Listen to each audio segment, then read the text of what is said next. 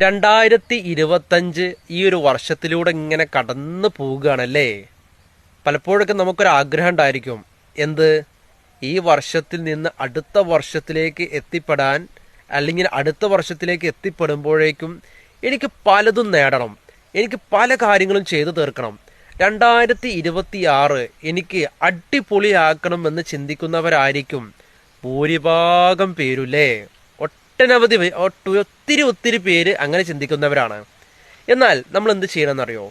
വരും വർഷങ്ങളിൽ സുഖമായിരിക്കാൻ കുറച്ച് മാസത്തേക്ക് നമ്മൾ കുറച്ചങ്ങ് ബുദ്ധിമുട്ടണം.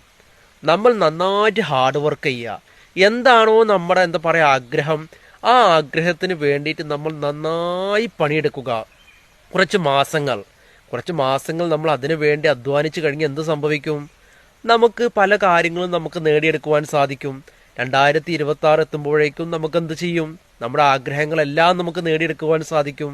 കുറച്ച് മാസങ്ങൾ മാത്രമേ അതിനു വേണ്ടി നമ്മൾ പ്രയത്നിച്ചിട്ടുള്ളൂ, വർക്ക് ചെയ്തിട്ടുള്ളൂ. അതുകൊണ്ട് ഹാർഡ് വർക്ക് ചെയ്യുക, സ്മാർട്ട് വർക്ക് ചെയ്യുക, ചിന്തിക്കുക, നന്നായിട്ട് ചിന്തിക്കുക, നല്ല നല്ല പുസ്തകങ്ങൾ വായിക്കുക. എന്നിട്ട് നിങ്ങൾ നല്ല ഡിസിപ്ലിനൊക്കെ ഉണ്ടാക്കി നിങ്ങൾ എന്ത് ചെയ്യുക? ഊർജ്ജസ്വലതയോടുകൂടി നിങ്ങൾ നിങ്ങളുടെ പ്രവർത്തനങ്ങൾ മുന്നോട്ട് കൊണ്ടുപോകുക തന്നെ ചെയ്യണം കേട്ടോ.